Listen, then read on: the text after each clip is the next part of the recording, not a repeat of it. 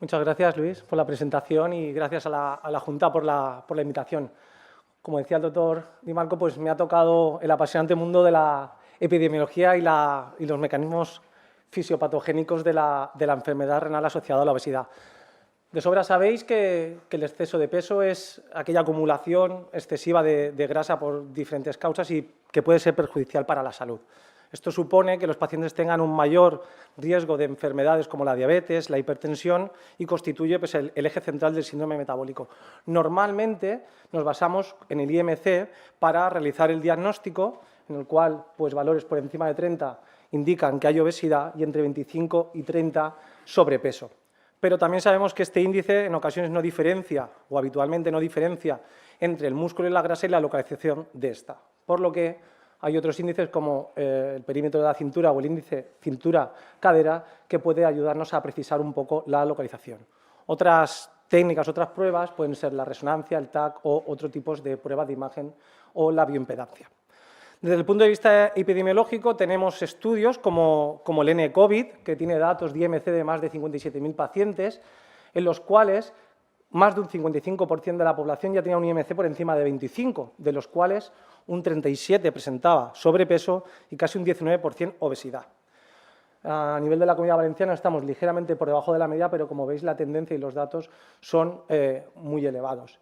En relación a la obesidad infantil, no quería dejar escapar estos datos, tenemos datos del estudio Aladino del año 2019. Este estudio está incluido en la iniciativa de la vigilancia de la obesidad infantil de la Organización Mundial de la Salud, que tenía datos de más de 16.000 escolares de entre 6 y 9 años que estimaba una prevalencia del 40% de exceso de peso, dato de obesidad un 17%, con un 4% de obesidad severa.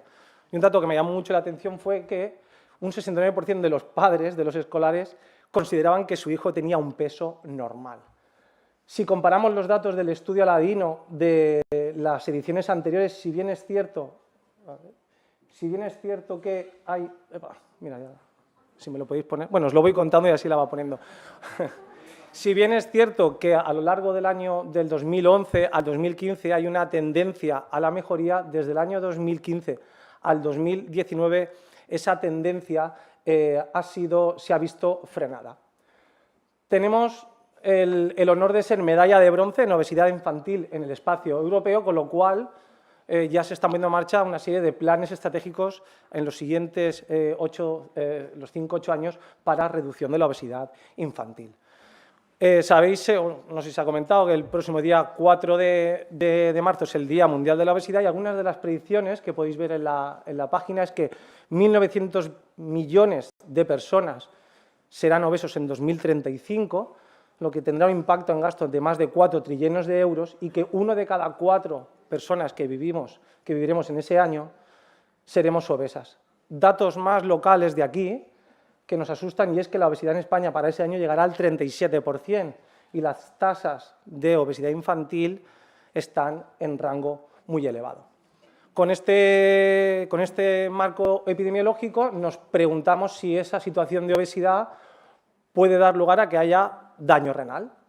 Bueno, os presento datos, por no aburriros con datos a lo mejor, estudios más clásicos como el PRIVENT y dar datos diferentes. Aquí tenéis un estudio transversal de una población iraní de casi 10.000 pacientes, donde habían pacientes con y sin síndrome metabólico, con o sin obesidad. Se realizó un modelo ajustado por diferentes variables y se vio que aquellos pacientes que metabólicamente estaban enfermos en relación a los sanos tenían una probabilidad mayor de presentar enfermedad renal crónica. Aquellos pacientes sanos metabólicamente no obesos, sanos metabólicamente no obesos, una probabilidad mayor que aquellos que estaban sanos, es decir, los enfermos metabólicamente, más probabilidad, y aquellos que además de tener obesidad y tener algún componente del síndrome metabólico, una probabilidad de 2,22 respecto a aquel valor de referencia que era el paciente de normopeso y sin síndrome metabólico. Y, curiosamente, no hubo diferencias entre aquellos pacientes que presentaban o no obesidad, independientemente de si tenían o no síndrome metabólico, con lo cual la conclusión del estudio fue que las probabilidades de enfermedad renal crónica fueron mayores en los fenotipos de pacientes metabólicamente enfermos. Otros datos, otros estudios de población más amplia, de más de 4 millones de pacientes británicos, demuestran que aquellos pacientes con sobrepeso u obesidad estaban asociados a un 30 y un 66% respectivamente mayor probabilidad de riesgo de tener enfermedad renal crónica respecto de aquel paciente con un peso normal y sin síndrome metabólico. Cohortes de otros tipos en otras zonas del mundo, como son los coreanos, replicaban más o menos estos datos. En este caso se seguía a pacientes metabólicamente sanos y obesos a lo largo de 2 años y veíamos que aquellos pacientes que permanecían estables en esa situación, que era la mayoría, el 48%, tenían un riesgo elevado, un riesgo cardiovascular elevado.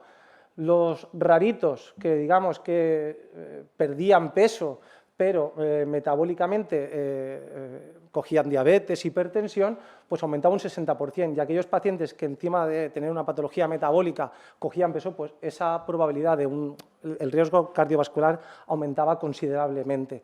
Con lo cual lo que se vio es que aquel mal llamado obeso saludable era una condición que podía cambiar a lo largo del tiempo, que era muy heterogénea y que se asociaba también a una mayor probabilidad de enfermedad renal crónica. Bueno, ya tenemos claro que la obesidad se asocia al desarrollo de enfermedad renal. ¿Cuáles son los efectos? ¿De qué hablamos? Bueno, hablaremos de la glomerulopatía asociada a la obesidad, el riñón graso, la enfermedad litiásica, neoplasias, y esto en un contexto de desarrollo de hipertensión, estrés oxidativo, disfunción mitocondrial e inflamación. En relación a las litiasis, os presento un estudio, que es una revisión sistemática, donde se vio que en pacientes que tenían obesidad había una mayor probabilidad de desarrollar insulinoresistencia y una dieta hipercalórica, con lo cual se formaban sustancias litógenas como pues una hipocitaturia o la presencia de hipercalciuria. Incluso el tratamiento de la obesidad, como sabéis, como la cirugía bariátrica, puede dar lugar a malabsorción y una hiperoxaluria secundaria con el consiguiente daño renal. ¿Cuáles son los mecanismos patogénicos que se pueden dar en la ORG? Bueno, tenemos situaciones de hiperinsulinemia debido a esa resistencia a la insulina, un estado hemodinámico por activación del eje renina-angiotensina, una situación proinflamatoria y lo que llamábamos la lipotoxicidad o el riñón graso. Esta imagen seguramente nos sonará a todos mucho. Vemos aquí que sabemos que los pacientes obesos tienen dificultad para eliminar la sal. Eso debido a una mayor reabsorción de la misma. Esa sal que no llega a nivel distal, vía mácula densa, propicia una vasodilatación de la arteria aferente y junto con un efecto vasoconstrictor mediado por adipocinas, renina-angiotensina, aldosterona, produce un aumento de la hiperfiltración, de la fracción de filtración glomerular, dando lugar a un daño podocitario, un estrés a nivel de la membrana de filtración, daño, caída de los podocitos, expansión mesangial y finalmente la glomeruloesclerosis. ¿Qué tipos de tejido adiposo conocemos? Bueno, conocemos el tejido pardo, que conocemos que tiene unas funciones de control térmico, que tiene una capacidad adelgazante, y después tenemos el tejido adiposo blanco, que nos sirve fundamentalmente de almacén y de fuente de energía. Este se divide en dos tipos, uno que es la subcutánea, que es habitualmente la periférica, la de la mujer, mediado por hormonas como los estrógenos y la leptina, con un perfil cardiovascular más seguro, de mayor insulinosensibilidad, y la visceral, de perfil central, típico de los hombres, de mayor riesgo metabólico. ¿Qué ocurre? Bueno, esta es la situación, digamos, del tejido adiposo normal y en condiciones normales hay una situación de equilibrio. ¿Qué ocurre cuando hay un exceso de ingesta calórica, de ganancia de tejido adiposo? Inicialmente lo que ocurre es una hiperplasia celular, se forman más células. Cuando este sistema se ve agotado, lo que se produce es una hiperplasia a nivel del tejido adipocitario. Claudica, digamos, el sistema de defensa. De manera que ocurren una serie de cambios celulares, reducción de neutrófilos y las interleuquinas antiinflamatorias, una situación de hipoxia que vía IF puede dar lugar a inflamación, desarrollo o transición vía linfocitaria de macrófagos tipo 1B, que son sustancias en general inflamatorias y que pueden dar lugar a fibrosis. Hemos oído hablar mucho de las adipocinas y para no aburrir a la audiencia, tenemos fundamentalmente dos. La leptina, que fundamentalmente se encarga de aumentar el gasto energético, es una sustancia anorexígena y que también puede hacer que aumente el riesgo cardiovascular y la probabilidad de un desgaste proteico energético. Después tenemos la adiponectina, que se encarga de aumentar la beta-oxidación de ácidos grasos, reducir la gluconeogénesis y mejora el perfil insulínico. ¿Qué ocurre en la obesidad? Tenemos unos aumentos de la sustancia de la leptina y una reducción de adiponectina.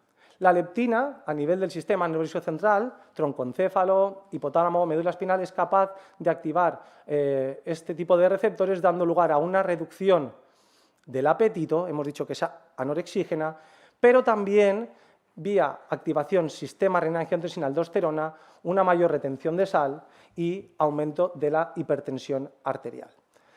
Esto a nivel central. ¿Qué ocurre a nivel renal, a nivel glomerular podocitario? Bueno, la leptina es capaz de producir una hipertrofia de las células mesangiales, aumento de la matriz mesangial y la reducción de los niveles de adiponectina, que sería como una protectora del podocito, es capaz de, a través de la reducción de la nefrina, de la zónula occludens, etcétera, producir un daño en la barrera de filtración glomerular y del desarrollo de albuminuria que, como sabemos, precede al desarrollo del descenso del filtrado glomerular. Otro aspecto importante es el de la grasa ectópica, el riñón graso, el fatty kidney. Aquí veis las diferentes zonas donde puede haber depósito de grasa, pararrenal, fuera del riñón, perirrenal, entre la cápsula y el propio riñón, y puede estar también a nivel del seno renal o en el propio parénquima. Un detalle especial aquí, por un mecanismo similar al previo, es el depósito de la grasa a nivel del seno renal, produciendo una compresión, aumentando la reabsorción de sal a nivel del asa ascendente de Henle y activando el feedback, como hemos dicho, túbulo glomerular y aumentando la secreción de renina y dando lugar a esa hipertensión, a ese aumento de la presión intraglomerular. Hay otras alteraciones que también median en el daño renal de la obesidad, en la enfermedad renal, como puede ser la microbiota y el hígado graso, pero mañana hay una mesa de hígado graso y lo dejaré a los compañeros de mañana para no pisarles la charla. ¿Cuál es la presentación clínica que hay en la ORG?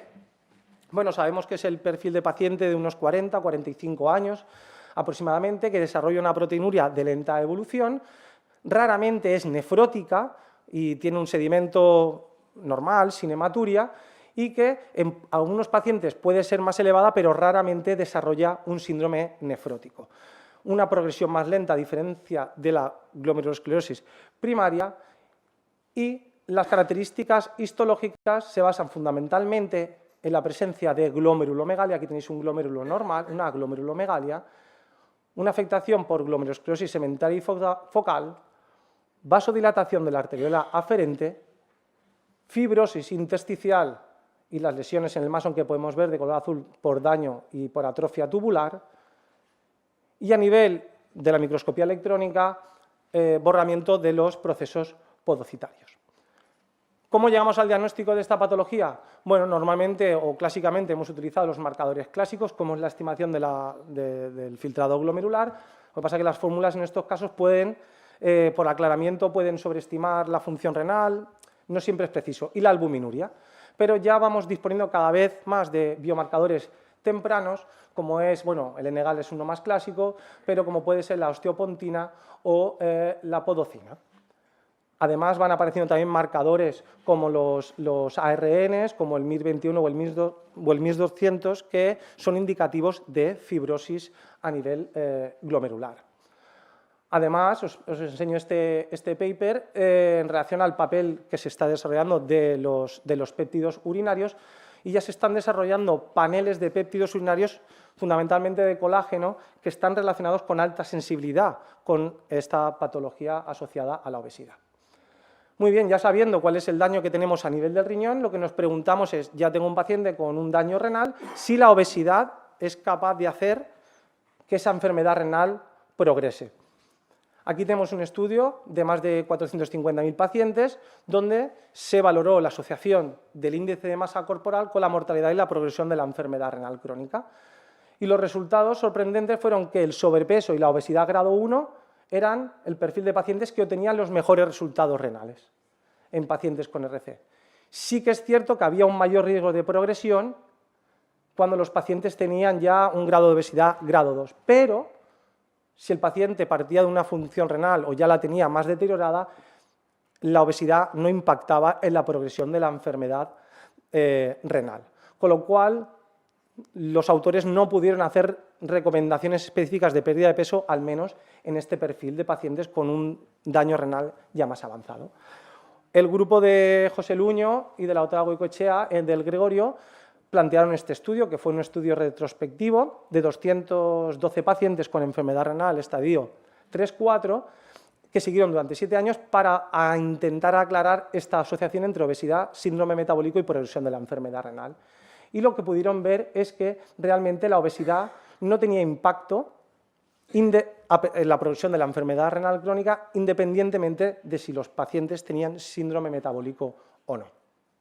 Un perfil de paciente más peculiar es el paciente con poliquistosis, y en el subestudio HALT, que eran pacientes con una función renal preservada, se analizó la bajada de la función glomerular y el volumen del tamaño renal por resonancia, cuánto crecía a lo largo del tiempo con los diferentes tipos de pacientes. Y lo que se vio es que la tasa de crecimiento anual del volumen renal total de manera significativa sí que era mayor en aquellos pacientes que presentaban sobrepeso y obesidad, con lo cual se pudo concluir que los pacientes que estaban con IMCs por encima de 25 sí que presentaban una progresión, al menos el aumento del volumen del tamaño renal como marcador subrogado de progresión de enfermedad en este tipo de pacientes.